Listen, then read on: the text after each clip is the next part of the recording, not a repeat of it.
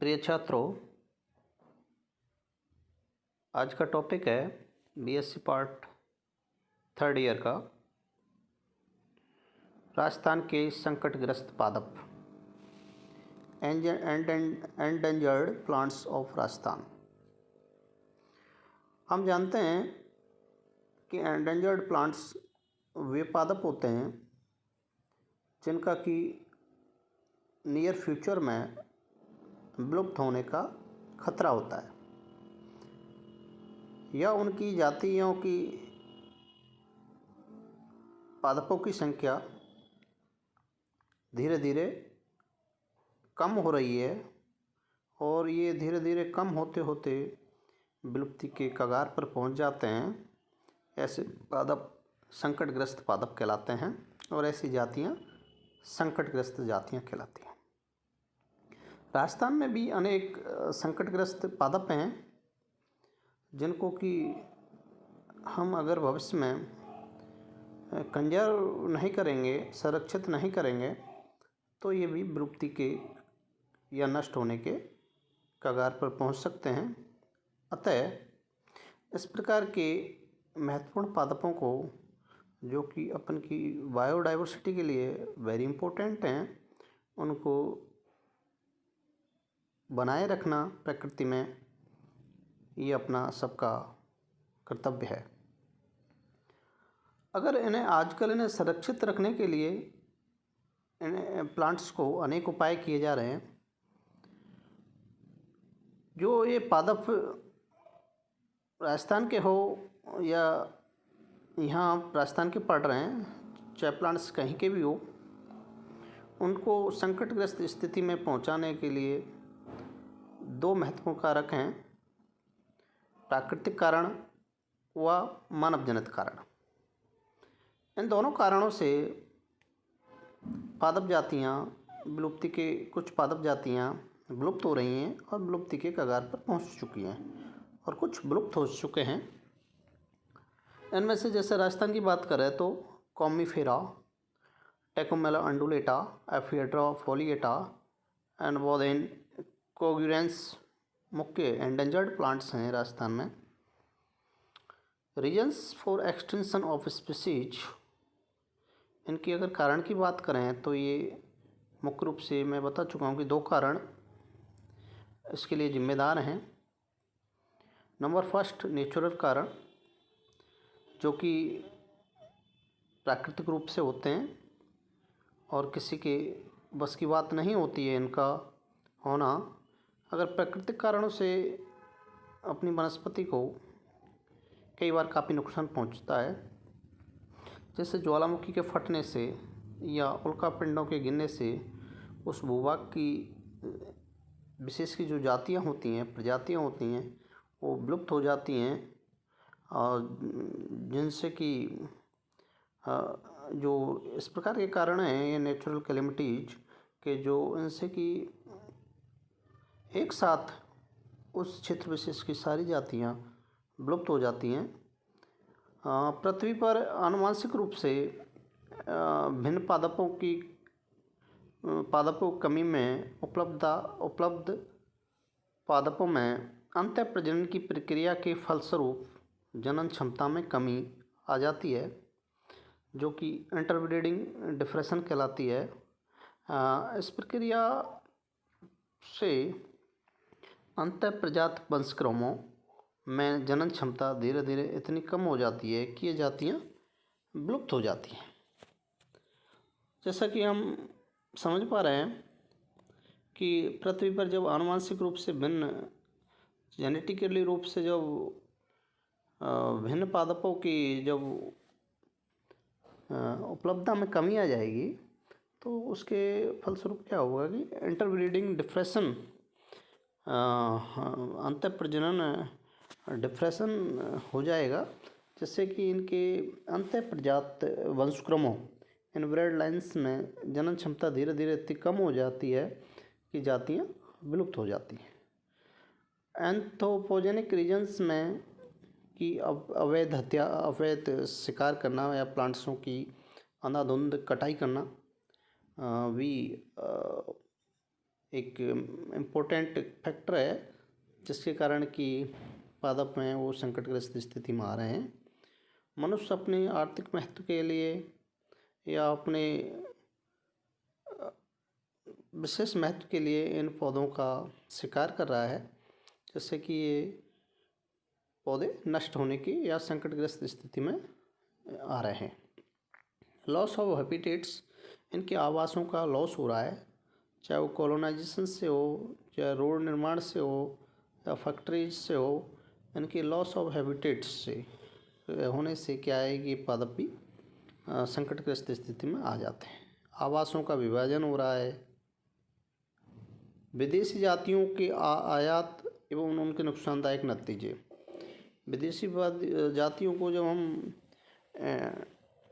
मंगाते हैं, विदेशों से जो प्लांट्स आते हैं, उनसे क्या है कि उनके कई सारे प्रभाव होते हैं, जिनके कारण कि यहाँ की वनस्पति पर विपरीत प्रभाव पड़ते हैं और उसके भी नुकसानदायक नतीजे इसके लिए इम्पोर्टेंट है। नेक्स्ट है डिजीजेज, बीमारियों का फैलना प्लांट्स में। ये भी उनकी संकटग्रस्त स्थिति में लाने के लिए जिम्मेदार है कि पादपों में बीमारियां जो फैलती है उनका उचित समय पर सही समाधान ना हो पाना पादपों को भी संकटग्रस्त स्थितियों में लाता है। पॉपुलेशन ग्रोथ, जनसंख्या वृद्धि का बढ़ना। जनसंख्या वृद्धि का बढ़ना सीधे सीधे प्रत्यक्ष रूप से अपने पादपों के लिए हार्मफुल तो है ही, क्योंकि प्रत्येक जनसंख्या वृद्धि में सीधे डायरेक्टली रूप से जो जनसंख्या वृद्धि है वो अपनी वनस्पति को के संकट के लिए उत्तरदायी तो है ही। अगर पॉपुलेशन इसी प्रकार से बढ़ती रहेगी तो मनुष्य की अपनी विभिन्न आवश्यकताओं के लिए इन पादपों का इस प्रकार ही दोहन करता रहेगा, जिससे कि ये प्लांट्स संकटग्रस्त स्थिति में आते रहेंगे। भू उपयोग में बदलाव। देखो, भू उपयोग में बदलाव कि मनुष्य क्या है कि अपने उपयोग के लिए भूमि को में भी कई प्रकार के उपयोग के लिए बदलाव लाता है। जो भी ये मानव जनित कारण है, ये संकटग्रस्त जातियों के लिए जिम्मेदार हैं। इस संकटग्रस्त जातियों का वर्णन जो है एक बुक है, रेड डाटा बुक में किया जाता है, और अंतर्राष्ट्रीय संस्था है IUCN, ये भी इस पर संरक्षण इनके संकटग्रस्त जातियों वाले पादपों के संरक्षण पर काम कर रही है। इस स्थिति से निपटने के लिए तथा विकसित देशों की बायोडाइवर्सिटी या जैव संपदा नष्ट ना हो, इसका अनावश्यक दोहन ना हो, पादप जंतु धरती से विलुप्त ना हो जाएं, इन सभी बातों को ध्यान में रखकर ये IUCN, international union for conservation of nature and nature resources, ने काफ़ी प्रयासों के पश्चात 1913 में एंडेंजर्ड स्पीसीज को बचाने के लिए एक कन्वेंशन किया, जिसका उद्देश्य जो मुख्य रूप से था वो व्यापार पर नियंत्रण लगाना था। इंटरनेशनल व्यापार पर नियंत्रण लगाना था। ये साइटीज के नाम से प्रचलित हुआ, जिसका पूरा नाम convention of international trade and endangered species of world flora and fauna है के नाम से, साइटीज के नाम से ये विख्यात हुआ या प्रचलित हुआ, और 1975 में से लागू किया गया, जिस पर शुरुआत में केवल 10 देशों ने ही हस्ताक्षर किए थे। उसके पश्चात आज तक 1992 तक भारत सहित 192 कंट्रीज ने इस पर हस्ताक्षर किए हैं। जो कि ये साइटीज है, ये एंडेंजर्ड प्लांट्स या प्लांट्सों को बचाने का एक इनके व्यापार पर लगाम लगाने का एक अच्छा कन्वेंशन है, जिसके तहत पादपों को काफ़ी अच्छी स्थिति में लाया गया है। अगर राजस्थान की बात करें तो राजस्थान में काफ़ी प्लांट्स एंडेंजर्ड स्पीसीज में हैं, एंडेंजर्ड लिस्ट में हैं, उनमें से कुछ मुख्य पादप इस प्रकार हैं। डिक्लिप्टेरा एवियंसिस, जो कि माउंट आबू में वितरण के रूप में माउंट आबू में ये मुख्य रूप से पाया जाता था।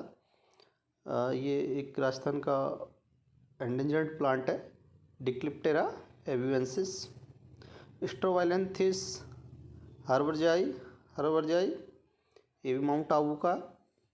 सीरोपीजिया एडोरेटा, ये भी माउंट आबू में पाया जाता था। इसका जो वितरण स्थल है लेप्टाडीनिया रेटिकुलेटा उदयपुर में बहुतायत से मिलता था, लेकिन आज देखने पे यह है कि ये स्थिति आ गई है कि इसके लगातार दोहन से ये प्लांट्स है एंडेंजर्ड इस लिस्ट में या रेड डाटा बुक की लिस्ट में आ गया है। हेलियोट्रोपियम कैलकेरियम, एनोजिसस सेरिसिया, इंडिकोफोरा कोलोरेरिया, अमोनिया डेजर्टम, एफिएड्रा फोलिएटा, कॉमीफोरा स्पीसीज, डोकोमेला अंडुलेटा, विदानिया कोगुलेंस, फारसेटिया मैक्रेंथा, थेप्रोसिया फैल्सीफॉर्मिस, जो कि ये राजस्थान की विभिन्न डिस्ट्रिक्ट्स में पाए जाते हैं।